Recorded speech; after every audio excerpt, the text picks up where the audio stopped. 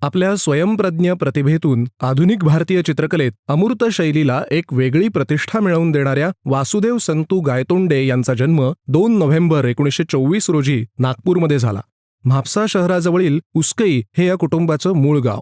Bolton प्रेसमध्ये सहाय्यक व्यवस्थापक म्हणून कार्यरत असणाऱ्या वासुदेव यांच्या वडिलांचा विज्ञानापासून कायद्यापर्यंत आणि ज्योतिषापासून आयुर्वेदापर्यंत दांडगा अभ्यास होता. घरातच ग्रंथसंग्रह असल्याने वासुदेव यांना वाचनाची गोडी लहानपणीच लागली. त्यांच्या कुटुंबातील कुणीतरी एक गावातील देवळाच्या भिंतीवर चित्र काढायचा. ते बघून छोट्या वासुदेवाला चित्र काढावंसं वाटू लागलं. नंतर हे कुटुंब मुंबईला स्थलांतरित झालं. गिरगावात मॅजेस्टिक सिनेमासमोर कुडाळ देशकरवाडीत चाळीच्या 2.5 खोल्यात हे कुटुंब स्थिरावलं. वासुदेव गायतोंडे मुंबईत सुरुवातीला महापालिकेच्या शाळेत शिकले. नंतर गोखले हायस्कूलमधून मॅट्रिक झाले. त्यांचं चित्र काढणं चालूच होतं. थोड्याच दिवसात ते मुंबईतील कला प्रदर्शनांना हजेरी लावू लागले. घरून या संदर्भात त्यांना प्रोत्साहन मिळालं नाही.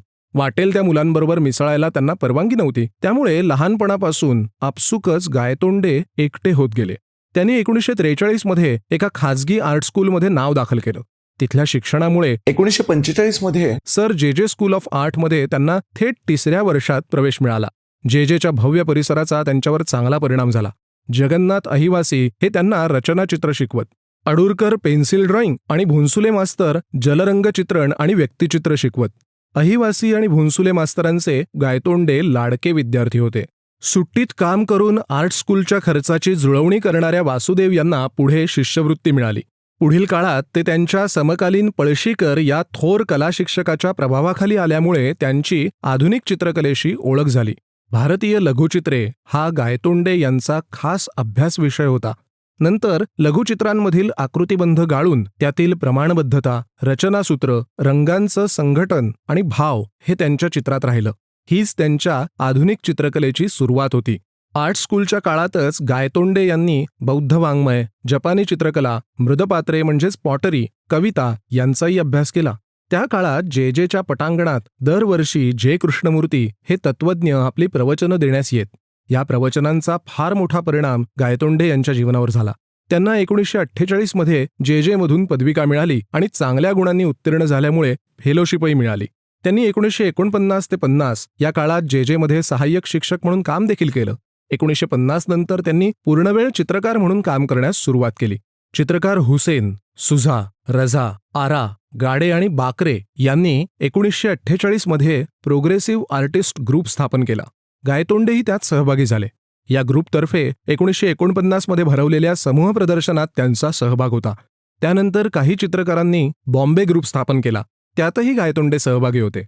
मुंबईत 1957 मध्ये वॉर्डन रोडवर भुलाबाई देसाई मेमोरियल इन्स्टिट्यूट सुरू झाली. कलावंतांना तिथे अतिशय स्वस्तात स्टुडिओ मिळण्याची सोय होती. गायतोंडे यांनी तिथे काम करण्यास सुरुवात केली. 1965 मध्ये फोर्ड फाउंडेशनची प्रवास शिष्यवृत्ती त्यांना मिळाली आणि गायतोंडे अमेरिकेला गेले. तिथे त्यांनी संगीत, नाटक आणि सिनेमा या सगळ्या गोष्टी उत्सुकतेने पाहिल्या आणि अनुभवल्या देखील. मोठमोठ्या संग्रहालयातील चित्रकलेची प्रदर्शनं आणि कलादालनं पाहिली. न्यूयॉर्कमधील उत्तराधुनिक चित्रकारांची चित्रं पाहिली.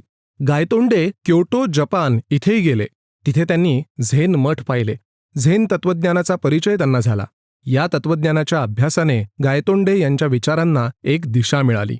मुंबईत परतल्यावर त्यांची चित्रकला एक वेगळं रूप घेऊ लागली. एखाद्या विविक्षित संकल्पनेतून चित्रण करण्याची आवश्यकता नष्ट झाली आणि त्यातूनच एक मोकळेपणा आला आणि मानसिक मुक्तीच्या खुणा चित्रफलकावर सहजगत्या अवतरू लागल्या.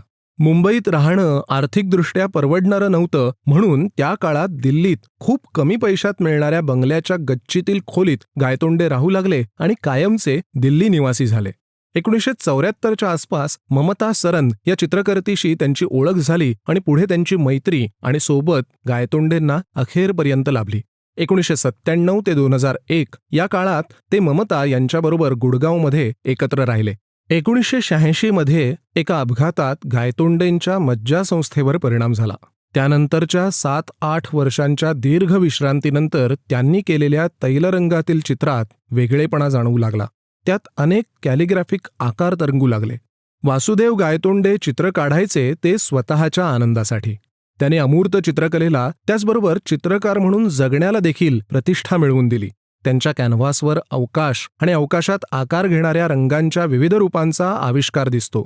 वासुदेव गायतोंडे यांना बॉम्बे आर्ट सोसायटीचं सिल्वर मेडल, टोकियोमध्ये यंग एशियन आर्टिस्ट अवॉर्ड, अमेरिकेची JD रॉकफेलर प्रवास शिष्यवृत्ती, कालिदास सन्मान अशा पुरस्कारांबरोबरच 1971 मध्ये भारत सरकारकडून पद्मश्री पुरस्कारानेही सन्मानित करण्यात आलं. त्यांची अनेक एकल प्रदर्शनं मुंबई, दिल्ली, न्यूयॉर्क अशा ठिकाणी झाली. मला अमूर्त अशी चित्राची व्याख्या करणं आवडत नाही. पेंटिंग म्हणजे पेंटिंग. पेंटिंगला जात, धर्म नसतो. खरं म्हणजे पेंटिंग ही एकच गोष्ट नसते, तर ती अनेक गोष्टींची संरचना असते. मी काही करत नाही, पेंटिंग माझ्याकडून घडून जातं, असं गायतोंडे नेहमी म्हणत. अमूर्त चित्रकलेची एक वेगळी आणि समृद्ध वाट शोधणाऱ्या वासुदेव गायतोंडे या अवलिया चित्रकाराचं 10 ऑगस्ट 2001 रोजी दिल्लीमध्येच निधन झालं.